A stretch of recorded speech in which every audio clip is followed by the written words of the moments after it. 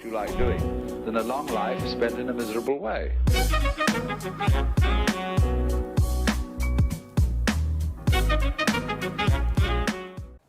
Hey guys, welcome to another Destiny video. Today's video will be the first in a new mini-series discussing the balance or lack thereof in Destiny PvP. In this series I aim not only to point out some of the balancing issues with Destiny PvP, but also to provide some possible solutions. Constructive feedback that, should Bungie see this, unlikely as it may be, they may take into consideration in an upcoming balancing patch. I currently have 3 videos planned that I will be releasing over the course of the next week, all focusing on primary weapons. But if you guys enjoy these videos, I might make a couple more videos focusing on special weapons and even subclasses. In today's video, we're taking a look at the most meta primaries in the game, pulse rifles and hand cannons, and more specifically the characteristics of these weapons that cause what I like to call RNG gunfights.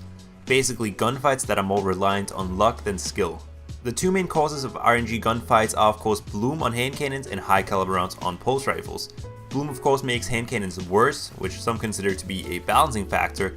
I personally think that a mechanic that causes your bullets to miss even when you're on target has no place in a shooter like Destiny, more on that later.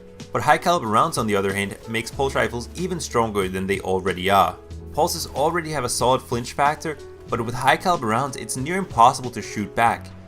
It's essentially a free win unless of course you're facing another player with a high caliber rounds pulse rifle, and in that scenario the tick rate is pretty much the deciding factor of who comes out on top more often than not. It's entirely possible to shoot first and still not stand a chance in the gunfight, presumably due to the tick rate. There's a brief moment from when your shots land until the damage actually registers on your opponent's screen and causes them to flinch. Should your opponent land a burst on you in this brief moment, chances are that their damage will hit you just as you fire your next burst, causing you to get flinched off target. Meanwhile, your damage will hit in between bursts for them, allowing them to snap back on target and continuously stagger you off target. And I hope that makes sense to you guys, because it was a bit convoluted, I will admit. But the bottom line is that when high caliber rounds is involved, there is no such thing as a fair gunfight. If you're using high caliber rounds pulse rifles against a player without high caliber rounds, you automatically have a massive advantage. And if both players have a high caliber rounds pulse rifle, the gunfight is mostly decided by luck. The way I see it, this issue is much like the shot package issue on shotguns back in year 2. It's a perk that gives you an unfair advantage over players who do not have said perk. Additionally, getting these perks is entirely based on luck.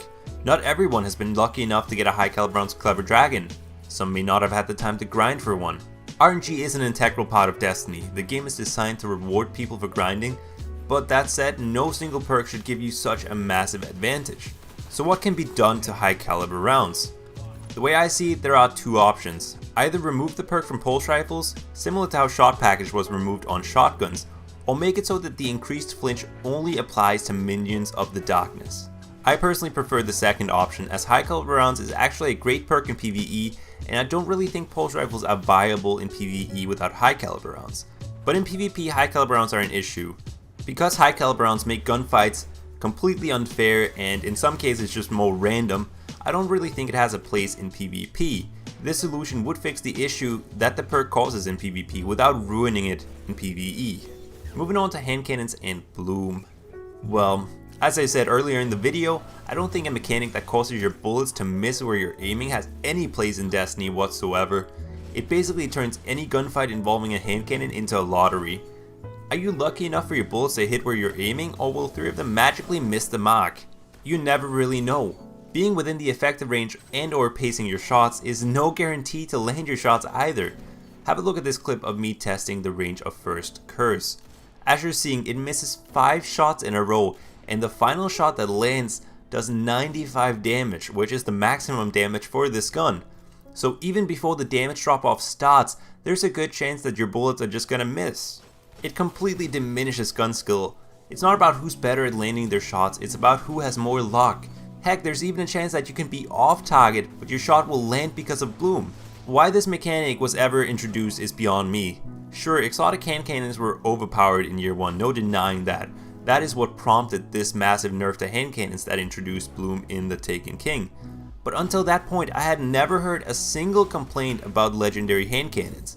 There are plenty of other ways to balance exotic hand cannons, that don't involve introducing yet another RNG mechanic, reducing the skill gap, and destroying an entire weapon class in the process. Now I know you may be thinking, well, Aeslune and Palindrome are still top tier weapons, so clearly the weapon class hasn't been destroyed. But look at it like this.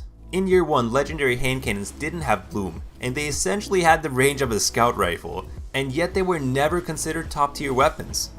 Legendary hand cannons are a shadow of their former selves, yet they are at the top of the meta now. The only reason that they're currently top tier weapons is because all other primary weapons were nerfed into the ground. In my opinion, bloom has to be removed entirely, or at the very least reduced to the point where you won't notice it until your opponents are at least like 50 meters out, well beyond hand cannon range. This would also allow for much more variety in the perks you choose on your gun. You can spec for stability on your hand cannons, you can run explosive rounds, whatever you want, whatever you feel like is fun to use on your hand cannon, instead of just stacking range perk after range perk just to make your hand cannon a viable option. This would of course have to go along with buffs to most other primary weapon types, which we will be talking about in the next video of this series. But before we end, I also want to briefly talk about other archetypes of pulse rifles and hand cannons.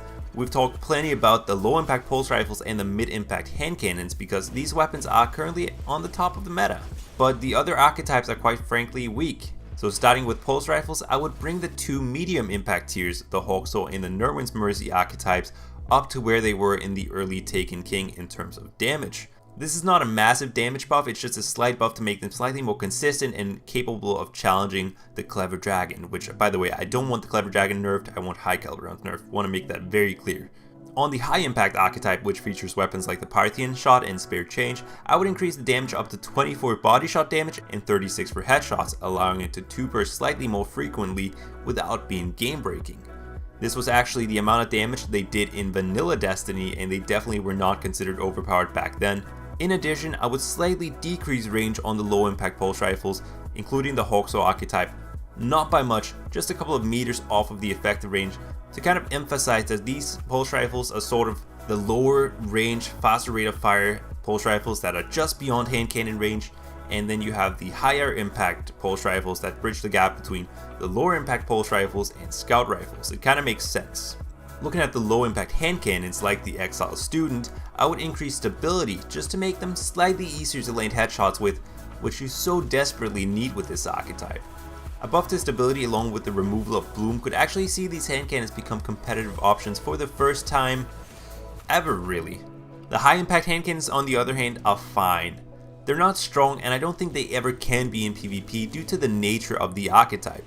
Buff their damage output and they will be two-shotting everything, and buff their fire rate and there will be no reason to run a palindrome style hand cannon. So by design, these hand cannons are either going to be completely overpowered or just kinda underwhelming. They're still usable, but they will never be at the top of the meta, and I think that's okay. So just to sum up what I would change with hand cannons and pulse rifles, I would remove bloom entirely. I would make it so that high caliber rounds only increases flinch on minions of the darkness. I would increase damage from medium and high impact pulse rifles, slightly reduce range on the low impact pulse rifles, and increase stability on low impact hand cannons. Those are my thoughts on pulse rifles and hand cannons. Let me know if you have any other ideas on how to balance these two weapon classes down below in the comments section. The next video will be focusing on auto rifles and scout rifles, and after that I will be doing a video on what to do to exotic weapons to make them feel strong and exotic once again. I hope you guys enjoyed, and I will catch you all on my next video.